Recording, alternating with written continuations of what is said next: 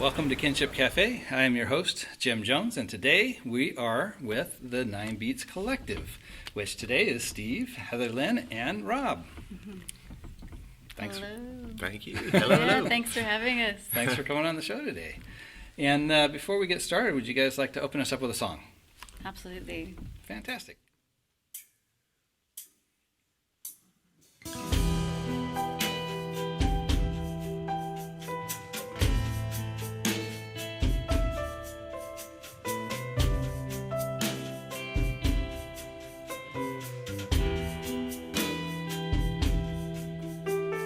Blessed are the poor in spirit, blessed are those who mourn, blessed are the meek,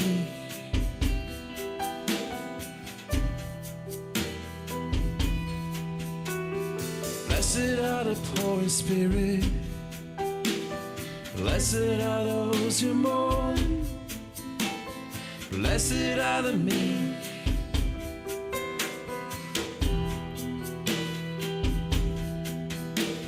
Blessed are those who hunger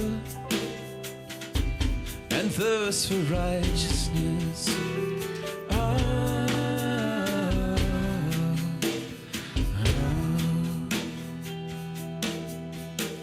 Blessed are the merciful, blessed are the pure of heart, blessed are the peacemakers.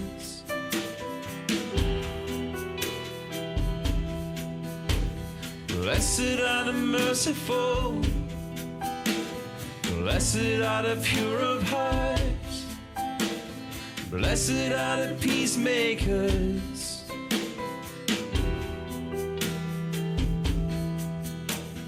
Blessed are those who are persecuted because of righteousness.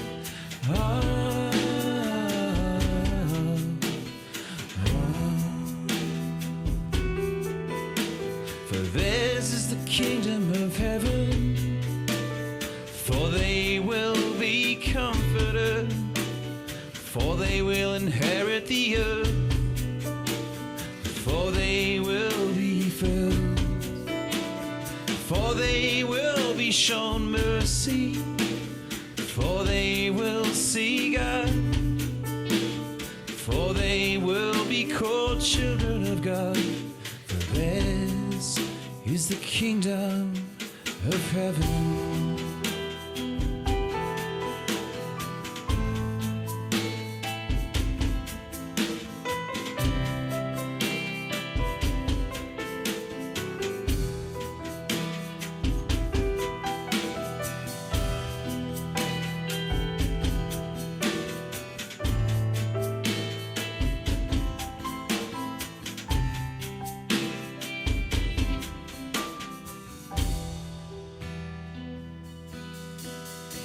Blessed are you when people insult you and persecute you and falsely say all kinds of evil against you because of me.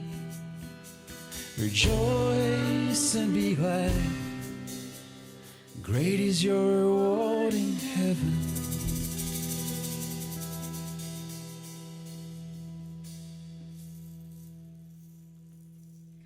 Wow, that was just great, guys. What was this first one called? Thank you. That was simply called The Beatitudes, and Mikkel Andreasen, our Denmark artist, wrote the music for that, taking it almost literally from that passage of Scripture. And he couldn't be with us here today all the way from Denmark, so Ben Grace sang it for us. So maybe a couple of questions. 9 Beats is actually in reference then to the 9 Beatitudes? That's exactly right. Okay. Yes. And so maybe tell me a little bit about this collective, because it sounds like you've got people from pretty different areas that have come together. So where's everybody from and how did this start? Well, it's been quite a journey, actually. So if you can imagine a world before 2016, you know, the world's changed a lot since then. Yes. But 2015, I had an idea. Bing! And the idea was to explore something about the ancient wisdom of these words. In the 90s, there was a story from the Christian faith tradition of the prodigal, and that was very prevalent in culture and in the church as well, but in culture. Vogue did a whole promotion on it at the turn of the millennium. Prodigal seemed to fit the zeitgeist of the times. I just wonder what would be something similar now. So of course, I am not the first person in human history to think, hey, those Beatitudes things, they're quite good, really. But I did wonder whether they had a particular resonance now. So I began to explore this with musicians and artists and thinkers and writers. We began to Google who was doing different things. And in my head, all I knew was music was central to it. I actually knew vinyl was central to it as well, bizarrely. Hell yeah. It seemed to suggest itself as a concept album, a little bit old school in that sense. Yeah. So I began to track down these people. Of course, they said, oh, you need to talk to so-and-so and so-and-so. And I ended up going all around America and Denmark and Uganda and the UK. And then I met wonderful artists and thinkers, and artists like Heatherlyn, who I met via a guy called Mark Scandrett, who wrote some of the material for the Ninefold Path of the Nine Beats, as we call it. And then we thought we'd better get together. We've been sort of talking about this thing. Maybe we should meet up. And that's what we did. Yeah. What did you think? I mean, this first time we actually met face to face was in this thing at Malibu. So how did you feel when you met us? Well, I find the Beatitudes compelling as well. I feel like they are revolutionary. They turn so many standards of what we consider success and happiness. Jesus just turns all of that inside out and upside down with the Beatitudes. And so I think they're kind of astonishing. And I was really thrilled about the idea of getting together with some thought leaders and other artists to think creatively around them and expressing them in a current way. And it was marvelous when we got together in Malibu. It was very beautiful, for one thing. It was a beautiful environment, so that's always inspiring. And everyone was wonderful, really, really incredibly skilled, and also passionate about the values that this passage holds. And then nobody was weird or ego-driven, which was really remarkable, which is kind of important for a Beatitudes-based project. So it was great that we didn't have to eliminate any egos in the process. Yeah, I remember because we've been friends actually for a while. When you first were posting stuff about this and talking about it, I thought, well, what a curious thing. Oh, that's so cool. Yeah, so it's very nice that it's kind of come full circle, and here you are. Here we are. Yeah. So there's a couple of musicians in the performance that are not at the table with us. Who were they? Yeah, so Ben Grace is our U.S. music director, and one of my best friends and collaborators. And so he's come on board when Mikkel can't be with Nine Beats things. He's come on board to cover the songs that Mikkel wrote on the album, and now he's been able to bring in some of his own songs too. That totally vibes with the project as well. Yeah. And on drums is Kesley. I don't know his last name. Right, Kesley Rice. Kesley Rice, yeah. So he's from Brazil, and he's just incredible, as you can see. So we're happy to have him join us. Really enjoyed this playing. Tour, yeah.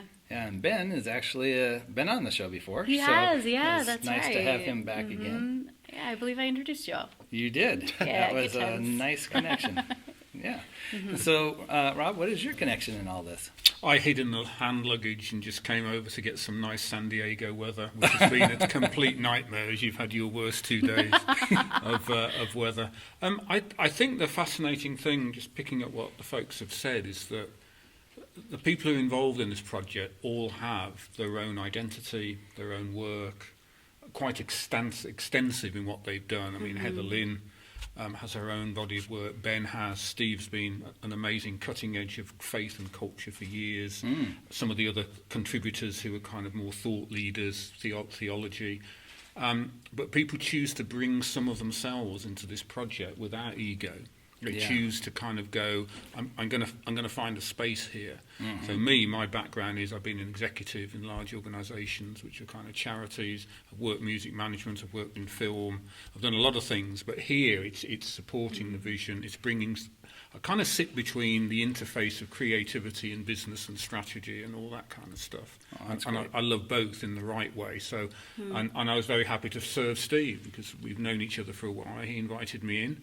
Yeah. So I'm a shapeshifter. I kind of fill some of the gaps, but outside of that, like all the others, I've got my own thing. But it's a privilege to come in and go, I can bring a little bit of myself into this. Yeah. Well, it's such a vital part to have more of that, if you will, business side of things to help guide and shape everything. Because sometimes, as a creative person myself, I know I can be completely clueless about what I should be thinking about in terms of money and planning and that kind of thing. So that's great. It looks like you've got a really good crew. Are there some other musicians that have been involved with this? Yeah, there's some fantastic musicians. It's been a real privilege of me to get to know and to play with. So try and rattle through them quick because some of them are just incredible. We have a guy called the Reverend Vince Anderson. You get on well with him, really well. He's fantastic. He's based in Brooklyn, New York, and he's just a brilliant live performer. And if you're ever in New York, go and see him at the Union Pool every Monday as a residency there with his band, the Love Choir. Awesome. The Dirty Love Choir. Yeah. He plays a brand of music called Dirty Gospel. Nice. Fantastic. So we have him. We have obviously Ben now, Mikkel in Denmark. We have a guy called Ambassador in Uganda.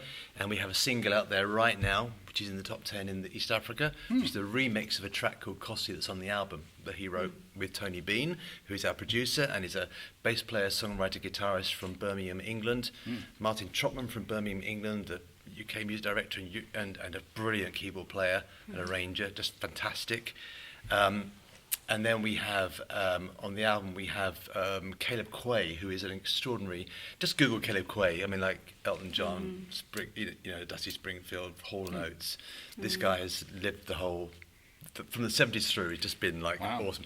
Incredible guitarist and a pastor and a wonderful, humble guy. Supremely gifted. I'm missing people. Barry Taylor, Reverend Dr. Barry Taylor, from the UK... involved with AC/DC for years, but also with many cutting-edge projects. Fantastic guy and a great songwriter. His single is out in Europe at the moment, a French remix of it. It's great. I love his song. It's very cool, Wild World. And then we have a lady called Fatai, who is an artist, an Australian artist based in Chicago, I believe, who did an incredible vocal on one of the tracks. Aaron Nyquist, who is a liturgist and worship leader, brilliant guy. And there are probably others I'm forgetting, but that's a lot of people, basically. So very much a global project. Oh, yeah. I mean, it really has been an incredible thing to pull together, yeah. That is fantastic. So Beatitudes, obviously, is coming from Christian scripture. Is this a particular kind of religious perspective, or what are you guys doing with this? Good question. I am so proud of this collective. Rob was mentioning each of us have our own things going on and then we come together. And I love what this project becomes with all the variety of perspectives that everyone brings, because there are some of us who I think might be a little bit more conservative and have a traditional approach to the Beatitudes. And then there are some of us who are kind of on the other end of that spectrum and kind of relate with Jesus a little bit differently. And it's really wonderful. It's marvelous, the conversations that have happened and that can happen in this collective. It's amazing. So I don't know that there is one particular take. I know that we did, and you can probably speak to this a little bit better, but I know that we wanted to speak in the vernacular of this time and culture, Yeah. Instead of being Christianese with it, Gotcha. Yeah. So somebody doesn't necessarily have to be a Christian to find interest in what's going on with this then? Yeah, certainly. If you were to talk with a Buddhist about it's like an eightfold path, isn't it, in Buddhism? Yeah. And they can just talk about those different ways of walking in the world and living the values of Buddhism. We see this as a very similar thing where Jesus offers 9 pathways of living these values in the world, you know? Yeah. And so it's less about right belief and more about living and loving. I like that. So it looks like you've brought a little book along with it. Yes, it's what I made earlier. Yes. Yeah, it's so we did well. The stuff we have available. So we have this. Here's the vinyl, by the way. I mean, Nice. double vinyl, 26 tracks with a free painting. Painting. So the collective involves other people that aren't necessarily, on the album as musicians. So Christian Bjorno is a Norwegian artist who painted this huge painting, which we made the cover. So we have the album, and we have, of course, the CD and all the downloads on all the platforms.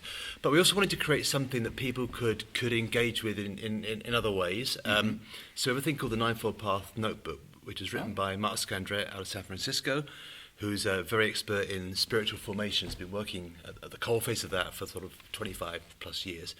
And Danielle Welsh from the UK. The pair of them spent a lot of time writing this, and it's a great little way into the Beatitudes. You can write all over this book and make notes and stuff, but it's an invitation. So you're invited on a journey to discover the hidden wisdom of the 9 beats. It offers an invitation and 3 practices for each beat, as we call them, and experiments in what we call walking 9 beats to the bar. So you can experiment this stuff. As Mark would say, you can try it on and just see how it feels and how it is. Because I mean, the whole thing was like so much of the stuff with Scripture and Bible. These words speak of a welcome, not a weapon, when so much of Scripture is weaponized these days. They speak about tenderness rather than something toxic. And they speak about inclusive invitation rather than division. And it seems to me in the world we live in, those are very, very special, important things to engage with. And they touch people differently. So rather than say, you have to live this way, well, who says? It's like, come on. But, talk about liberation and peacemaking. That's beautiful. That touches your soul. So that's what we've tried to do with it. And so these resources, and another one called the Learning Lab, which is a bigger, thick thing if you want to run a group in your community or your whatever you want, then they're available too at 9beats.org. So it just helps people get under the skin of it a little bit. I mean, we could have made an album that was a bit more of a sort of classic, like, Christian album and stuff, and have 9 songs, one for each beatitude that you go sing in your service and stuff. But this isn't that. This is, as Vince Anderson says, it's kind of like writing between the gaps of the beatitudes. How do we engage? What are our struggles? How are we vulnerable to each other and to the world? How do we show up? I like that. And that's what the songs try and capture. Yeah, it's nice how it's really multi-dimensional, where you've got graphic artists as well as musical artists, and I think you incorporate spoken word sometimes. Yes, too. absolutely. Eric Wilson is our spoken word artist on the album, and he's phenomenal. Yeah, and then even the text. So, bravo, nicely done. I feel like this is very justice-oriented as well, which I know I deeply value and appreciate, and I think that we kind of are drawing on the humanity, like the full aliveness that is represented in the Beatitudes, Yeah. I mean, the accessibility into culture, which you kind of mentioned earlier, I think was Steve's experience when he's been in some secular settings, whatever that means, to pitch the idea. Yeah. One, people didn't know Jesus said this stuff. It was like, wasn't it? It's like, did Jesus really say? Oh, if I'd known that, I didn't. And it wasn't mocked, was it? Do you want to say a little bit about that? Yeah, I was involved with a thing called Rain Dance in London, which is a filmmaking group, and we got together with young filmmakers, and I just went along, because I was interested in wanted to learn more, because I do documentary stuff and filming, and I just thought it'd be good for me to learn a bit more. But in the course of it, of course, everyone had to pitch an idea, and I didn't come with an idea, and they were all like making their films and stuff, and I thought, oh dear, and I just thought of this idea, so I hadn't even I hadn't met Heatherlyn or anything at this point, so it was a raw idea, and I thought, I'm going to have to babble something, because they were going around, I knew it was my turn next, so I babbled what was there about 9 beats, and at the end they all spoke about, so which of these 30 films would we like to make, and picked this one. Really? Which was like basically exploring this ancient wisdom. And they started to ask me, so where does this ancient wisdom come from? I was like, well, you just wait to be shut down. I said, well, actually, it's kind of from the Christian faith tradition. And they went, oh, really? They said, well, where? And I said, in the Bible. Oh, the Bible. Okay. Yes, the Bible. And they said, oh, no. I mean, well, yes. Well, who said it? And you go, oh, okay. Yes. That would be the yes. And they went, you are joking. You're just making that up. Jesus never said that stuff. I went, well, check it out. And they went, well, That's right. this is awesome. We want to find out more. We'll make it. This is great. So do Interesting. you know what I mean? It just touches people. People don't know because they get given a line, don't they? They get given like a, yeah. Well, they're given the white American Jesus, who's a bit fascist and capitalistic, you know. And this is from the Jesus that was very dark-skinned and not a Roman citizen, and he was a revolutionary teacher. You Yeah. know? More on the subversive side of things. Yeah. That's what I think. Yeah. Well, that's great.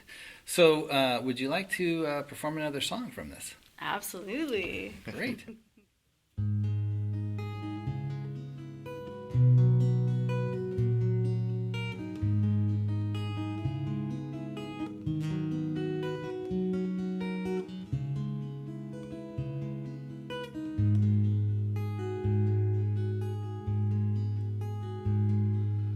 There comes a time when we've run out of wishes, and all that we hope for is weighed down by gold.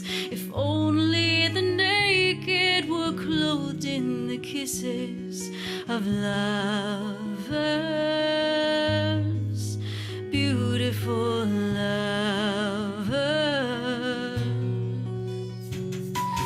Those who believe are resigned to confessing that those seen as nothing are now to be told. They are the ones who inherit the blessings of wonder, the realms of wonder. There's a moment for all to see. Is there a way it was meant to be?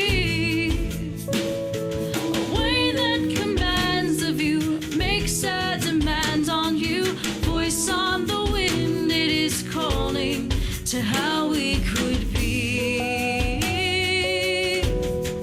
We're in recovery.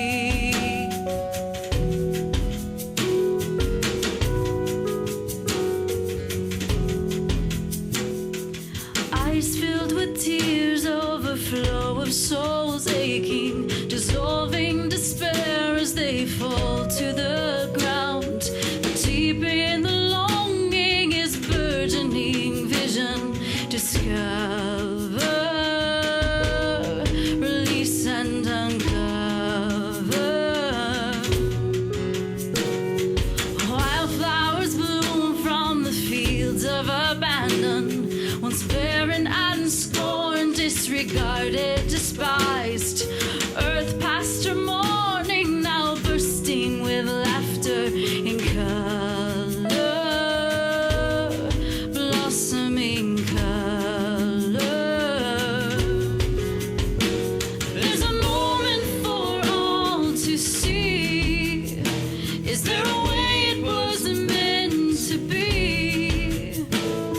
A way that commands of you, makes a demand on you.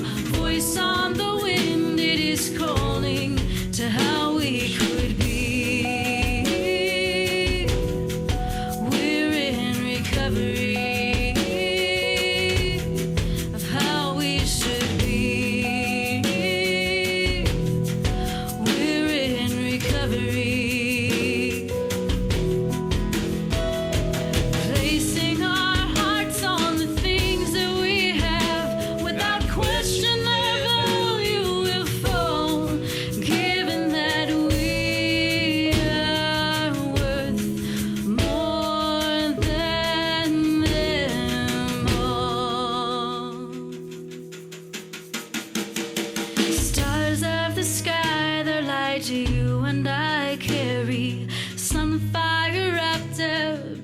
muscle and bone. We are the ones for whom we've been waiting, hearts burning, glorious yearning. There's a moment for all to see. There's a way it wasn't meant to be. A way that commands of you, makes a demand on you. Voice on the wind, it is calling. There's a moment for all to see. There's a way it wasn't meant to be. A way that commands of you, makes a demand on you. Voice on the wind, it is calling to how we should be. We're in recovery of how we should be. We're in recovery of how we should be. We're in recovery.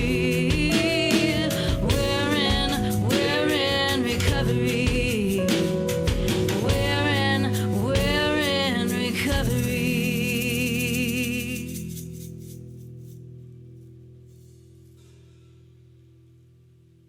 Well, that's just another beautiful song. Thank you so much. So tell us about this one. In Recovery, the music was written entirely by our producer Tony Bean, and he started the concept of it lyrically with the first couple stanzas and the chorus and the bridge, and then he asked me to write lyrics for the remaining stanzas. So for me, I'd never collaborated on anything like this exactly. And I'm so happy that I did, because it brought out language and words and poetry from me that I would have never imagined otherwise. Yeah. And the final verse might be my favorite in that song.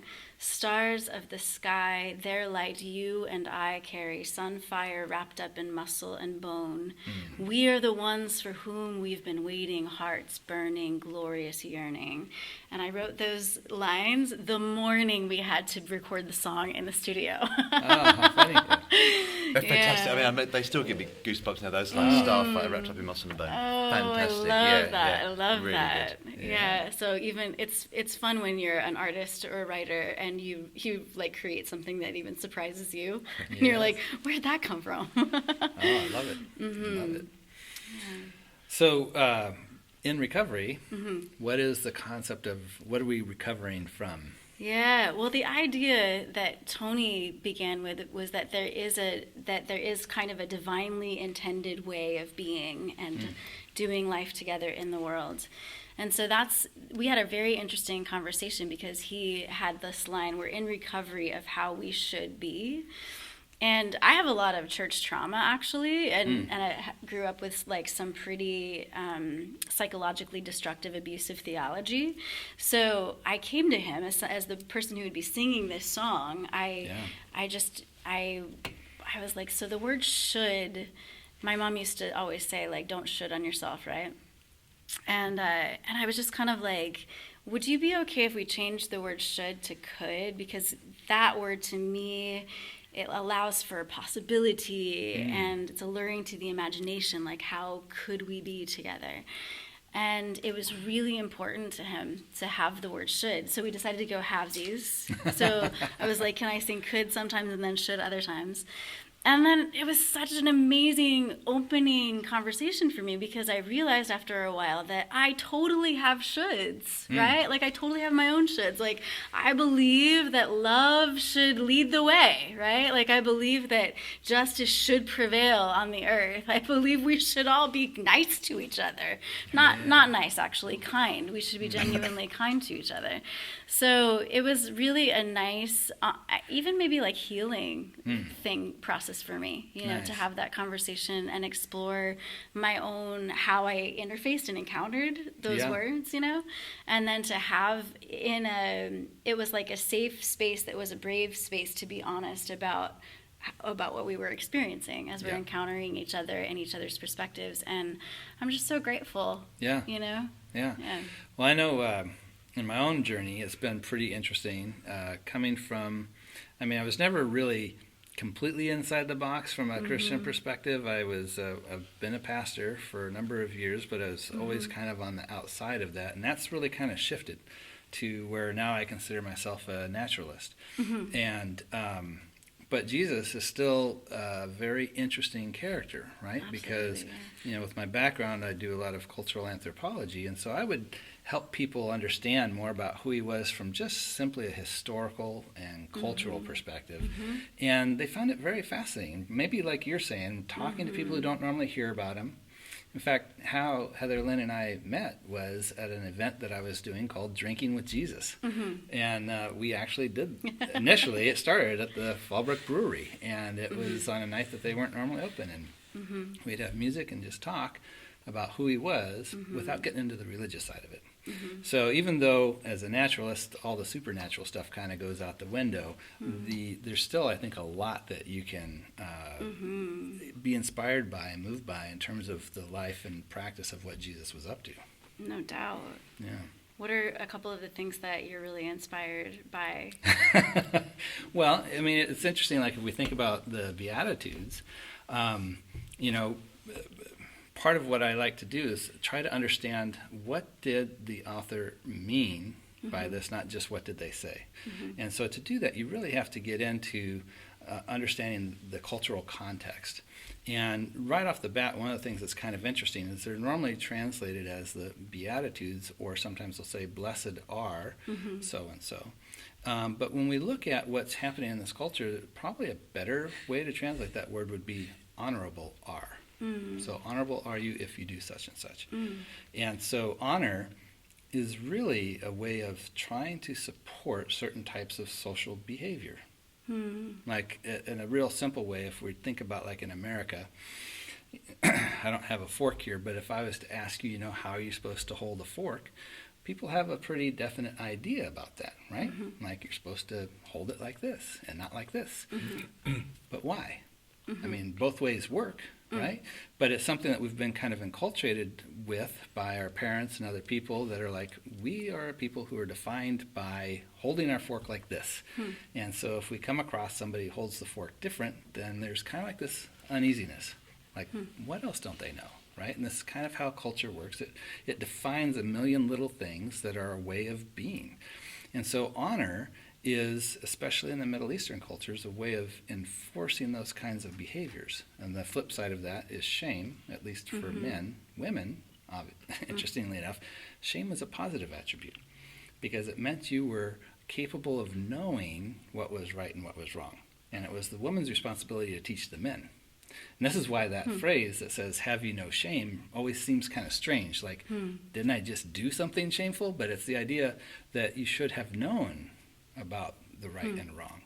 So anyway, one of the things that's happening then is Jesus is kind of walking onto the scene. He's doing very symbolic actions. And one of them is he's gathering specifically 12 disciples around him, which is making a strong point about this idea of regathering Israel, the 12 tribes. And so people are curious, what's going to happen here? It's definitely a move that's getting people's attention.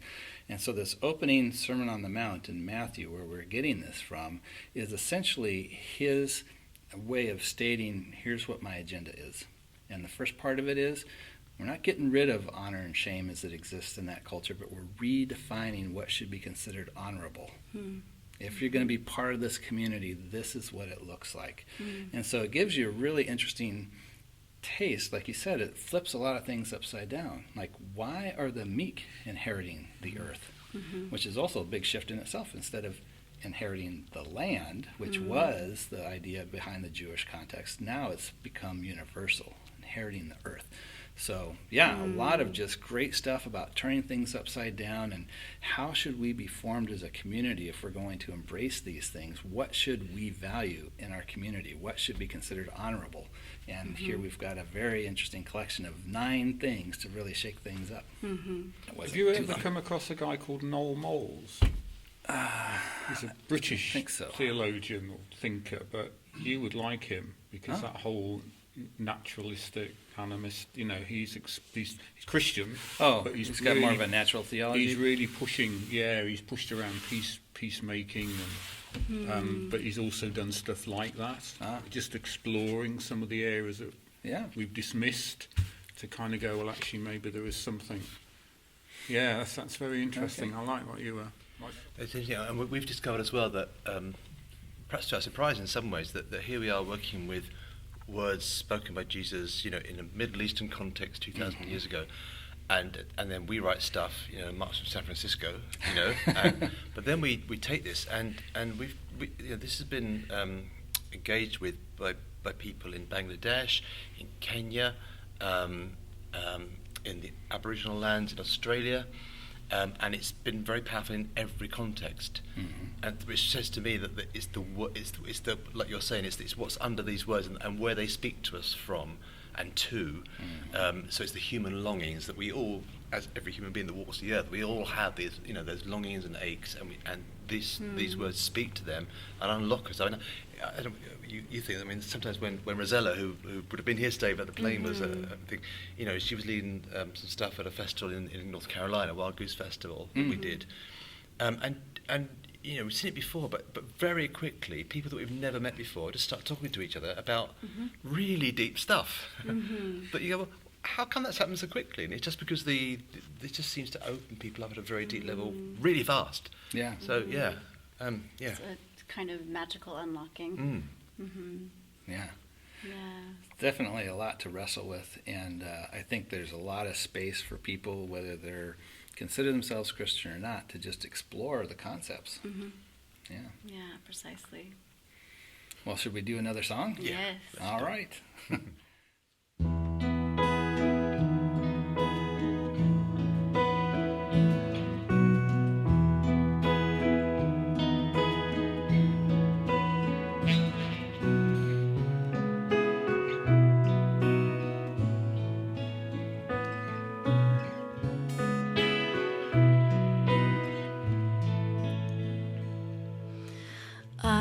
Eyes of grace, see beauty in this world-worn face. Your unsettling tenderness softens something brittle inside. Never saw myself as beautiful until today. Oh, what can love create that wasn't there before? Creative acts of grace, open hidden doors. Oh, what can love create that wasn't there before today?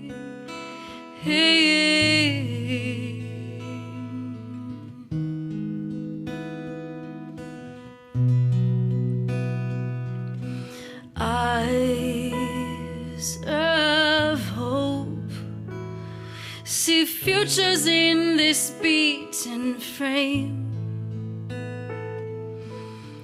Your unshakable trust in me, flowers into promise inside. Never knew it could feel so intimate to hear my name.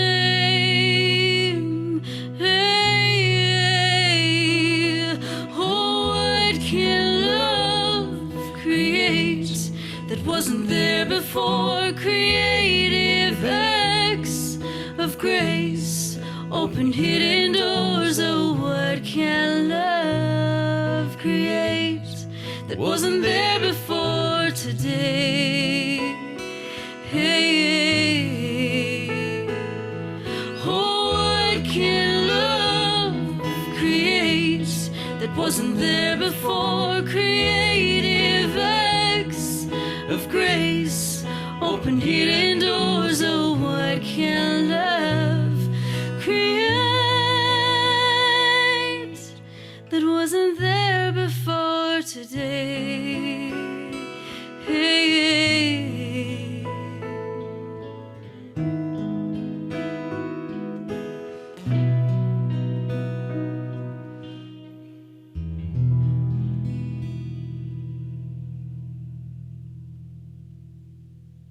Okay, so tell me about this song. It might be one of my personal favorites on the album. I think it's beautiful. Steve wrote the lyrics. So Steve, in addition to being the instigator of the Nine Beats Collective, is a brilliant lyricist. And I've really enjoyed collaborating with you. Like likewise, sometimes Steve's lyrics just like sing themselves to me, and I'm like, Yeah. oh boy, more of this, As please. opposed to me singing So them to lovely. her. Which is like, that wouldn't be a good idea. So that was a collaboration, Steve on the lyrics, me on the music, and I love that question, what can love create? I feel like that would be an amazing question to ask all the time, every moment, in any situation or circumstance or relationship. What can love create here? Yeah. You know, whether it's a good or bad or boring time, like, what can love create here? What can love create here? And our challenges societally even. And we think a lot about those eyes of grace and those eyes of compassion, seeing one another with mercy and hopefulness and potential. And yeah, I mean, that's a practice, something to keep learning, to look at others with eyes of compassion, Yeah. and look at ourselves with eyes of compassion, have mercy on ourselves. Yeah. I like that. Well, one of our goals with Kinship Cafe is it's a place to explore concepts about life and well-being. And, you know, definitely we've focused on different aspects of like mindfulness and other ways we can become more aware of the present moment. But a big component of that is how do we develop a compassion for ourselves, which allows us to be more compassionate to others. So Certainly. I love that idea of like thinking, what can love create here is kind of a question we can ask ourselves when we think we're in a difficult situation. I mean, what a great way to frame that. Yeah, and I think this is where the Beatitudes get at our full humanity, because the Beatitudes also say, blessed are those who mourn, for they will be comforted. And when we can be brave enough to experience that pain, then we can really heal and also develop empathy for others and whatever Yeah. they may be going through and the pain they're experiencing. And then have even more greater eyes of compassion and a heart of mercy, you know? Yes. Yeah, that full experience of the human condition and not being in denial about our biology, that we are going to die, that, you know, we get old, we get sick, and, you know, just embracing that as part of our nature is just so liberating, even though It it is. seems scary, but it's actually Yeah, beneficial. That's right. Yeah, living in right. denial of reality doesn't work for anybody. So true, brother. Yeah. And one of true. the postures of the beat. So in the teaching material Steve mentioned, there is a kind of a takes you through each beat, and one of Yeah. them is this blessed are the poor, and this sense of often we're hanging on to things. You know, Yeah. we don't have enough, we don't feel we're enough, and that's a hard posture to be in. It was actually living with open hands. You say kind of letting go of control, letting not to be foolish, but just to not feel like you've got to keep this thing under control. Is healing and liberating and opens you up to other stuff. So yeah, just kind of on what you said there. Yeah, I like that, because it's obviously, you know, the thought that we could actually control anything is a bit of an illusion, Yeah. right? And so getting comfortable with the Indeed. uncertainty, getting comfortable with, you know, insecurity is so important. And really just having more of a sense of humility about what we know. Yeah. I like that. Yeah. So what are some other directions this project has taken you? Oh, wow.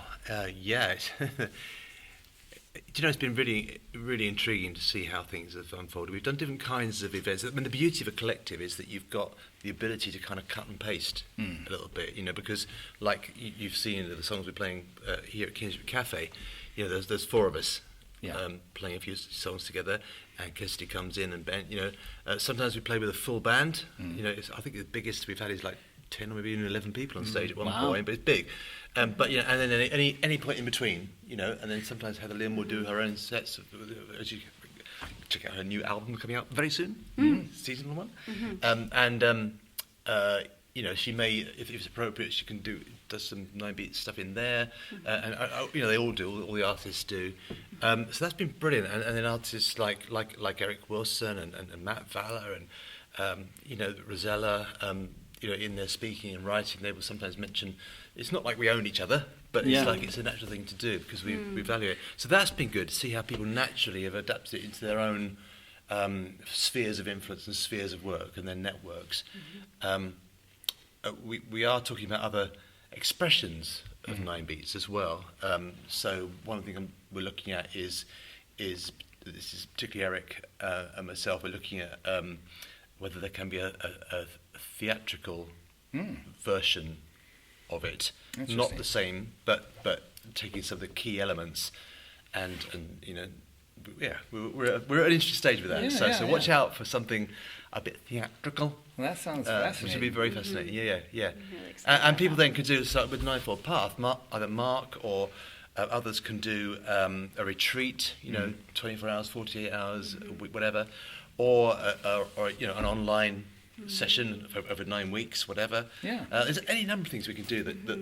And what we found was that even though the project began sort of pushing out beyond the walls of a church, what we've found is that because of the way the world's changed, the world's kind of come towards the project incredibly, actually. The world's seem even more relevant. But also in the church, we didn't think it would go as far back into, if you like, the centre of the church. But actually, a lot of people are asking, what's not working? Yeah. It isn't working. And so in those questionings, the people are looking around for like something that's perhaps more authentic, honest, asking different questions. And this sort of plugs in there. That's Nice. been really fascinating to see that, and that's growing. So the Ninefold Path, in and of itself, is something that we're cementing in a bit more. So yeah, loads of stuff. Love it. And we've done tours in the UK and in the US, and we're looking forward to some festivals in Europe next year. I'm pretty freaking excited about that. Yeah, I mean, again, it's been weird. So somebody I know, not particularly religious, but in France, used to run Motown. I was the general manager of Motown, BMG, the big label. Yeah. Okay, I played this to him purely out of, this is what I'm doing, and he kind of went, there's something about this album. I play it every week. I haven't bought new material. I'd love to be involved. Wow. So although he's semi-retired, he's opened up his networks in Europe. He's known, obviously, Yeah. for the industry. He's interesting because he's mixed Lebanese and French, talking about culture and understand. Yeah. He had to Google the Beatitudes to find out what they were. I'm not sure what they told him. Great. So that's been interesting, and the label that he's introduced us to gave Steve particularly a real grilling. Are you a bit weird? Are you a cult? Are you this? And at the end of it, kind of went, this is great. This is a message that everyone needs to hear. And so the independent music sites that have reviewed it, we haven't had a bad review. Some Nice. people have gone, it's a bit spiritual. That might be like your thing, but you should listen to it at least once. And others have gone, there's something haunting, So it's been culture has heard something when you just give it to them and go, well, what do you think of that, rather than you package it and over-explain it and tell them how they should think. And so that's been quite humbling, isn't it? Really, in some sense. Yeah, it's been awesome. Yeah. Acceptance. Yeah. Yeah, and we're continuing to write more music. So there's way more music on the album and spoken word on the album than what you'll hear in this episode of Kinship Cafe. And we've been co-writing further, and Nice. Ben has been helping produce those songs. So there's more in process. More to come. Yeah. More generating. Yeah.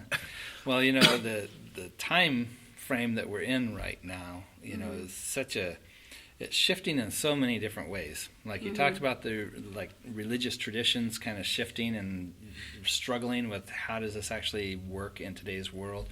But politically, we're so just divided and having such a hard time figuring out how to have any understanding or compassion for people with different perspectives. And, hopefully things like this can help us to figure out how to have the conversation. Not how do we enforce our way, but how can we try to understand where you're coming from, and how can I share where I'm coming from, and work together. Yeah. Yeah, no, I think that's great. I think that's one of the great things about the collective with the personnel that we have currently. And it's not like a defined thing; it's got elastic walls. There'll be others, like Ben's come in, and But I think the people that we have, it's like we do have quite a range of, like we said earlier on, quite a range of perspectives, Yeah. and yet we manage to hold that in a good creative tension.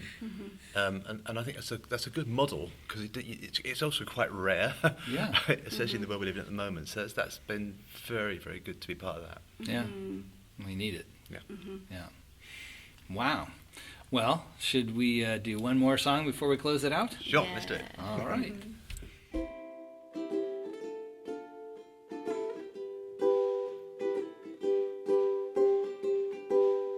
Letting it go, letting it be.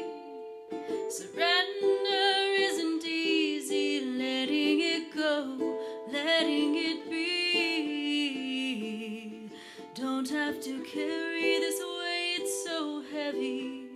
Allowing for release. Letting it go, letting it be.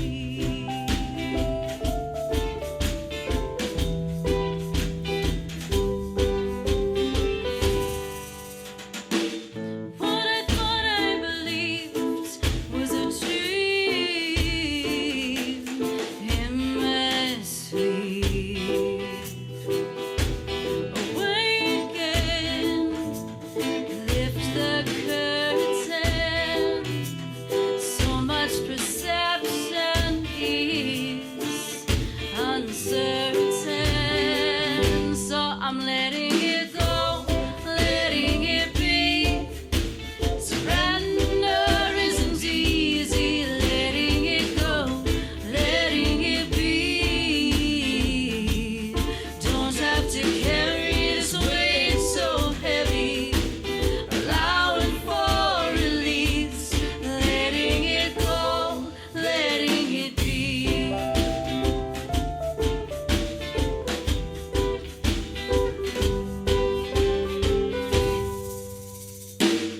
Holding gently in light some space for surprise.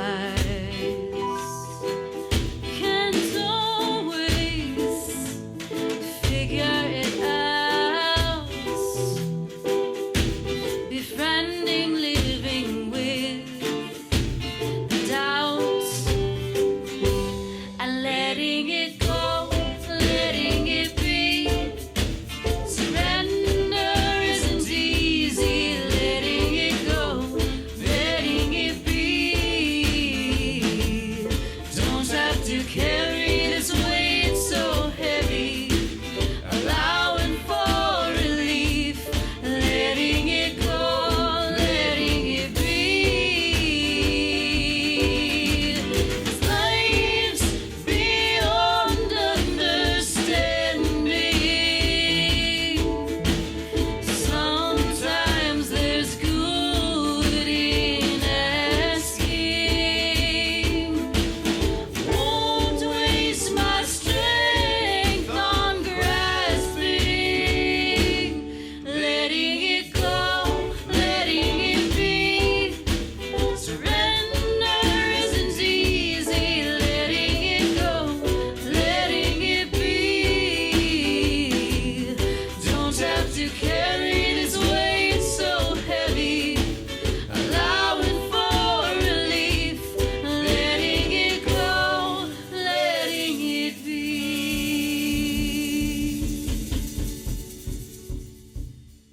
Another fantastic song. Why don't Thank you. Tell us about this one. Sure. This is one that I wrote, and in my mind, I was connecting it to a beatitude that we define as the way of surrender.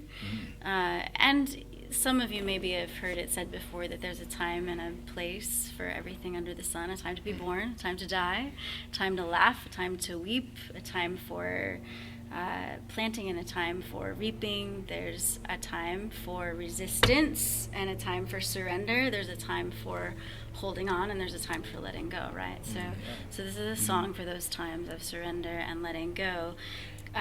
Rob spoke earlier to blessed are the poor in spirit and having kind of open hands, like holding gently the things that matter to us, or in those times of experiencing lack, opening ourselves allowing things to be. But I think that also puts us in a posture to receive as well, you know.